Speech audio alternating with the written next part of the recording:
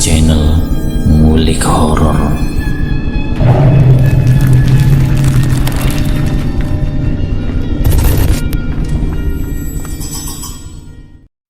Assalamualaikum warahmatullahi wabarakatuh. Jumpa kembali di channel Ngulik Horor. Channel kami menceritakan tentang kisah-kisah misteri yang mungkin bisa menemani agan-agan dan sista semua ya. Kali ini saya akan membawakan kisah misteri yang ditulis oleh Ed Pesugihan. Kalian juga dapat mengunjungi page beliau langsung ya. Nanti link saya akan sediakan di kolom deskripsinya. Oh ya, dalam cerita ini nama dan tempat saya semarkan ya, untuk menjaga privasi yang bersangkutan. Yuk daripada kita lama-lama, langsung saja kita simak ceritanya.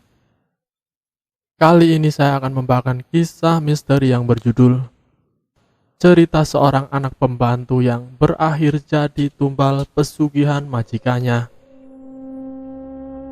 Wati baru saja diterima kerja oleh sepasang suami istri yang kaya raya. Perusahaan yang mereka miliki menyebabkan kedua orang itu kelabakan mengurus rumah mewahnya. Alhasil mereka terpaksa menyewa pembantu untuk sekaligus menjaga rumah. Saat ditanya Wati mengapa baru mencari pembantu saat diwawancara kerja, mereka menjawab sebenarnya sudah banyak pembantu yang bekerja di sana. Hanya saja mereka sering bergonta-ganti. Kemarin ada yang baru bekerja 2 bulan, lalu berhenti. Saya juga nggak tahu kenapa, kata majikannya. Aneh sekali, pikir Wati. Bekerja di rumah sebesar ini sudah pasti membuat Wati betah. Terlebih punya majikan baik seperti mereka berdua. Ya, Wati benar-benar disambut dengan ramah meskipun hanya akan menjadi pembantu di rumah itu. Setelah lebih kurang 1 bulan bekerja di sini, ia merasa semakin betah. Memang banyak yang harus dia kerjakan, tapi kalau dia bisa menyelesaikan dengan cepat, dia akan dapat bonus. Dan bonusnya adalah dia bisa jadi ratu di rumah itu. Selain sibuk bekerja, majikannya itu juga suka bepergian. Hampir setiap 3 hari sekali mereka menitipkan rumah itu kepada Wati. Entah karena urusan pekerjaan ataupun untuk liburan keluar kota, kesempatan itu tentu tidak disia-siakannya. Wati bisa berlagak jadi pemilik rumah saat mereka tak ada. Dia mencoba baju istri majikannya, memakan makanan yang mereka makan, hingga meniduri tempat tidur beludru milik majikannya. Tapi yang dia herankan, kok bisa majikannya itu sangat percaya kepadanya meskipun ia baru saja bekerja. Dasar, orang kaya masih sibuk sama uangnya sendiri. Sampai-sampai gak sadar kalau orang macam saya itu gak polos-polos amat. Gumam Wati sambil tersenyum dalam hati.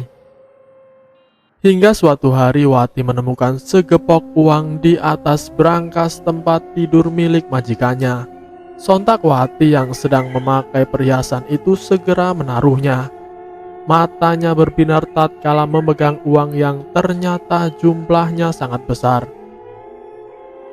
Mungkin mereka lupa menaruh ini di brankas. Kalau aku ambil sedikit saja, sepertinya tidak bakal ketahuan. Gumam Wati. Ia akhirnya berani mengambil sedikit dari uang itu dan memasukkannya di dalam kantong.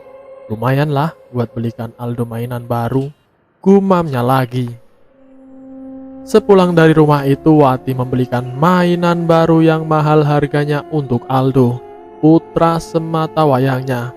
Betapa senangnya Aldo saat ibunya pulang membawa mobil keren yang sudah diinginkannya jauh-jauh hari. Terima kasih Bu, kata Aldo. Sama-sama nak, sudah sana main sama teman-temanmu, jawab Wati. Ia lalu menuju kamar tidurnya sendiri untuk tidur untuk beristirahat. Wati sedang berdiri di tengah rumahnya. Aneh, rumah itu terlihat berkabut dan lebih gelap. Bukannya tadi dia sudah menyalakan lampunya. Wati juga tak mendengar suara Aldo yang suka ramai kalau sedang bermain. Ya juga ya, Aldo tadi disuruh bermain mobil-mobilan bersama temannya. Wati tiba-tiba merasa lapar. Ia lalu menuju dapur untuk memasak makan malam. Namun saat hendak menanak nasi, Wati mendengar suara anak kecil yang berteriak dari arah depan rumahnya.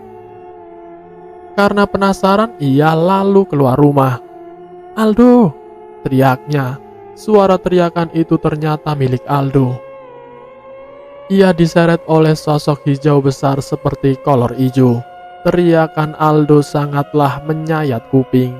Ia terlihat kesakitan sekali. Wati berusaha mengejar anaknya itu, tapi dia seperti tak punya daya untuk berlari. Ia lalu hanya terduduk lemas di depan rumahnya sambil menangisi anaknya. "Aldo, anakku," gumamnya. Tiba-tiba Wati terbangun. Ternyata semua itu hanyalah mimpi. Ia baru ingat sekarang kalau ia tadi tidur, bukan berniat untuk memasak nasi. "Syukurlah," kata Wati. Namun kelegaan itu ternyata hanya sementara. Sebangunnya Wati dari tidur, teman-teman Aldo berbondong-bondong mendatangi rumahnya. "Bude, Aldo bude," kata salah satu temannya. "Aldo kenapa?" tanya Wati panik. "Aldo kejang-kejang di lapangan, bude," jawab mereka. Wati lalu segera menuju lapangan untuk melihat kondisi anaknya. Di sana sudah ada Ki Marjo yang sedang memeriksa Aldo. "Maaf bude, kami tadi panik, lalu memanggil Ki Marjo ke sini," terang salah satu teman Aldo. "Ih, anak saya kenapa?" tanya Wati sesenggukan. Aldo lalu dibawa ke pos kamling yang ada di dekat lapangan. Ki Marjo menenangkan Aldo terlebih dahulu. Tak lama kemudian Aldo sudah tidak kejang-kejang lagi. Namun ia masih tak sadarkan diri. Lalu Ki Marjo mengajak Wati bicara berdua perihal apa yang terjadi dengan anaknya. Sepertinya jiwa Aldo dibawa oleh makhluk halus. Dia berteriak, meronta, ingin dilepaskan.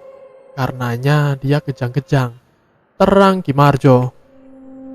"Kenapa bisa terjadi begini, Ki?" tanya Wati. Bu Wati sebaiknya segera berhenti bekerja di rumah itu, karena ibu telah salah ambil uang. Mereka sengaja menjebak ibu agar mengambil uang pesugihan itu, kata Ki Marjo. Wati lemas mendengar itu. Ia tak bisa menyalahkan mereka sepenuhnya.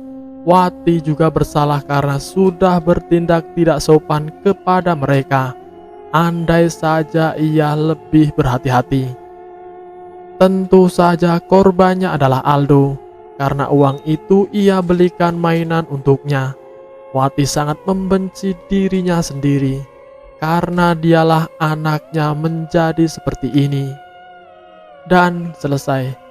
Itulah sedikit cerita tentang seorang anak pembantu yang berakhir jadi tumbal pesugihan majikannya.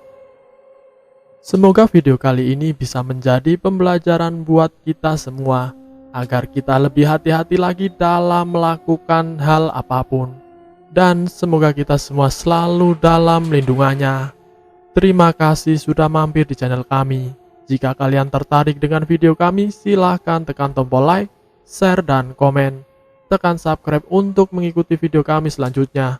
Wassalamualaikum warahmatullahi wabarakatuh.